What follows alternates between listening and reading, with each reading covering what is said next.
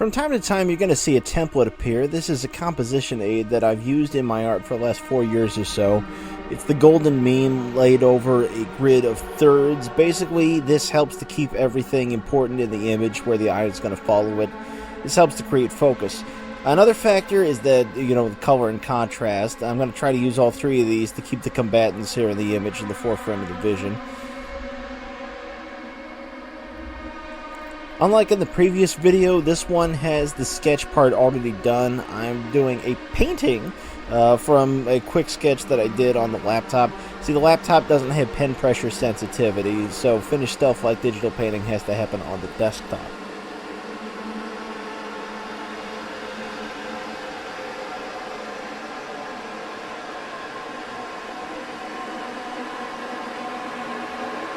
I don't always go in with a plan when I do a picture, although in this case I had a pretty solid idea of what I wanted the finished image to look like. Seeing it happen is usually a different story, and sometimes it's hard to tell why it isn't looking the way that you thought it would, or I thought it would. Sometimes composition aids can help with this, but for a lot of it, it's going to be like tweaking, trial and error.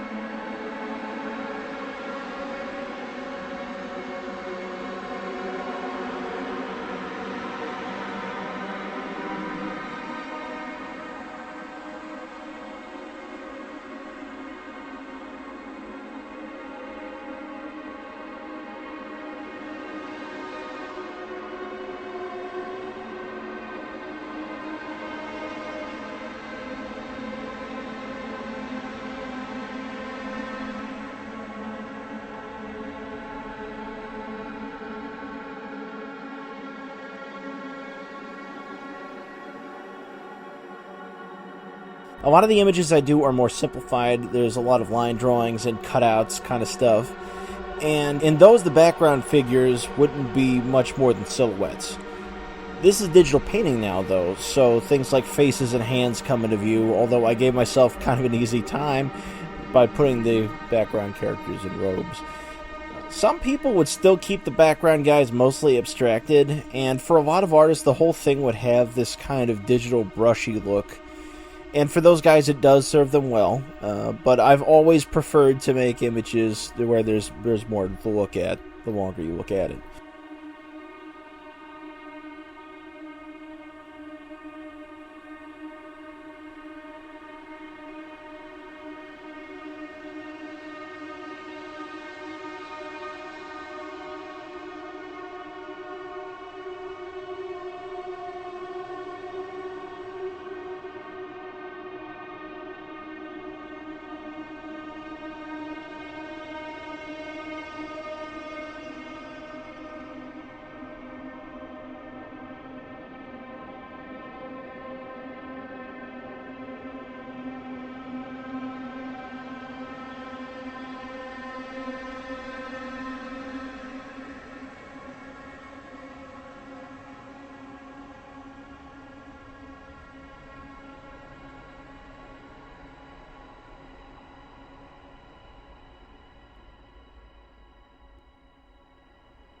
The decision about levels of detail can sometimes put you behind the 8 ball. in that the picture becomes too busy and you start to work harder to bring out your focus. If you ever look at older paintings from before the 20th century, so classic art type stuff, a lot of them sort that out by simply only lighting the important things. So you'd have a figure and you'd have a background besides that's very, very dark. I sort of have that going on here a little bit, but I want to be showcasing the setting as well. So this kind of tunnel with arches, oftentimes I'll end up with making the setting, the important thing and lose the figures, but that's not going to happen here.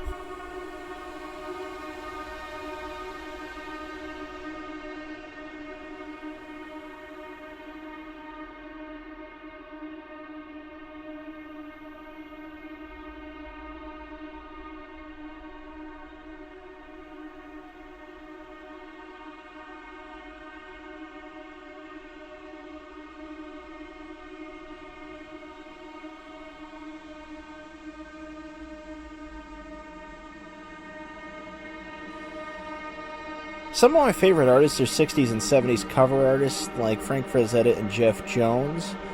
Both of them had settings in low contrast, and strong shadows were the ones that defined the figures. Oftentimes, I'll try to emulate them and their techniques, although since they work traditionally, like in oils and stuff, and I'm painting digitally, sometimes it's reverse engineering. Although I do import a rule from oil painting, in that I tend to build up from dark to light.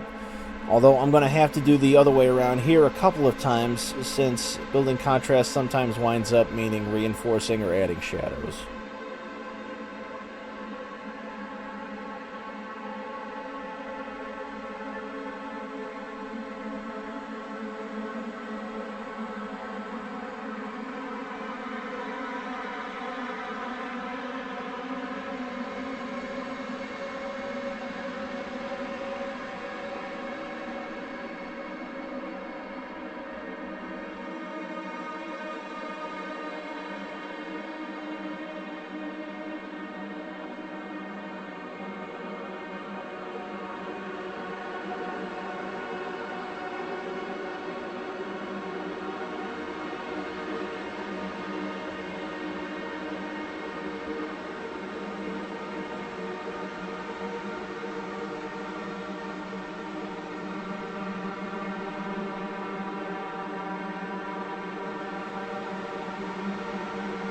Throughout the process, I keep pulling back, partly to see if it's still turning into a painting and not garbage, partly to see if I'm neglecting something, and to check if the eye can still follow everything, basically. Quality control.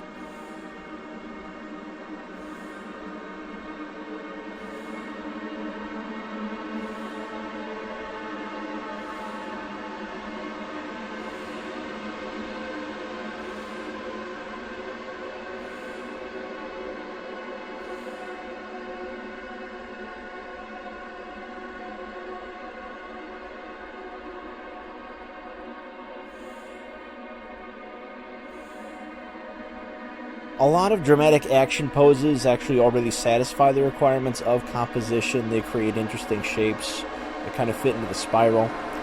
Keeping the poses in harmony with the picture as a whole can be another matter, though.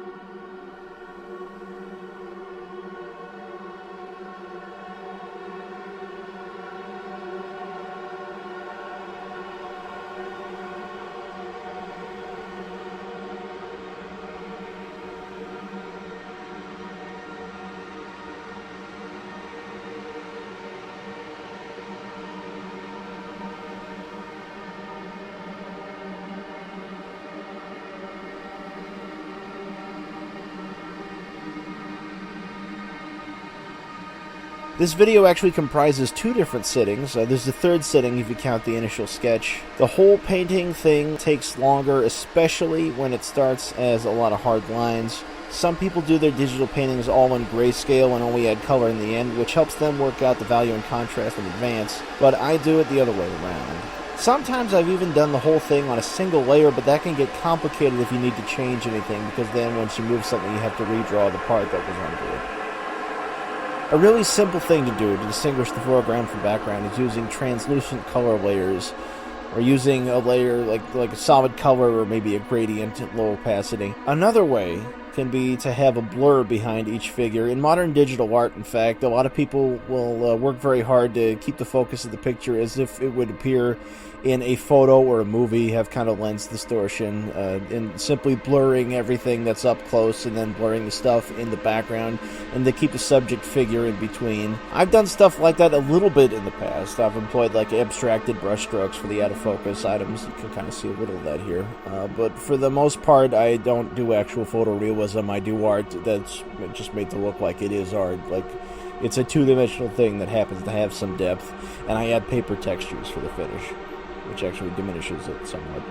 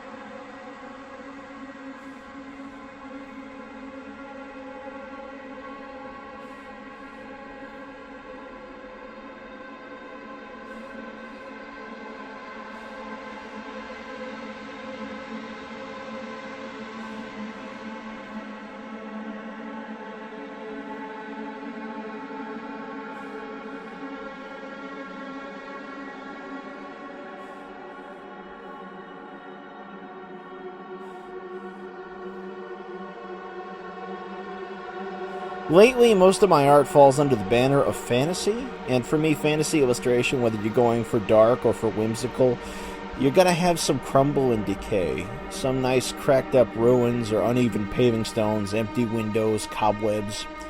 In a lot of mine, I'll throw in random skulls. Alex Raymond, the comic artist who created Flash Gordon in the 1930s, he always drew spills and puddles. Frazetta had a lot of macabre stuff with gnarled branches and roots and, of course, bats. For my part, I've got some cracked stone, ripped clothes, which incidentally is also something that Alex Raymond was big on.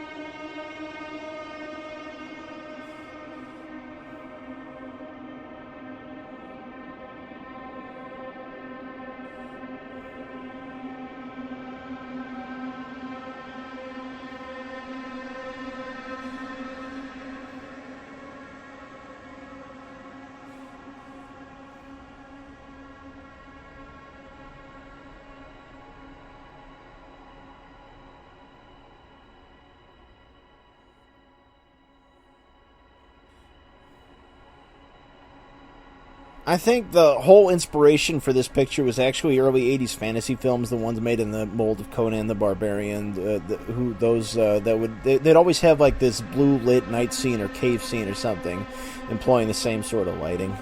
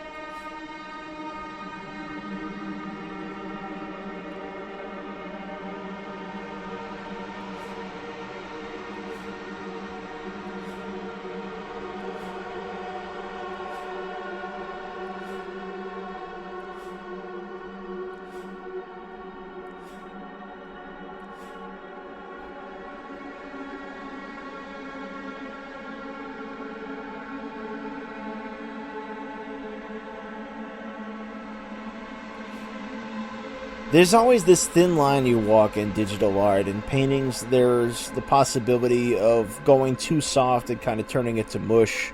If you're going liney with, if you're using lines, it can all get jagged, confusing, hard to look at.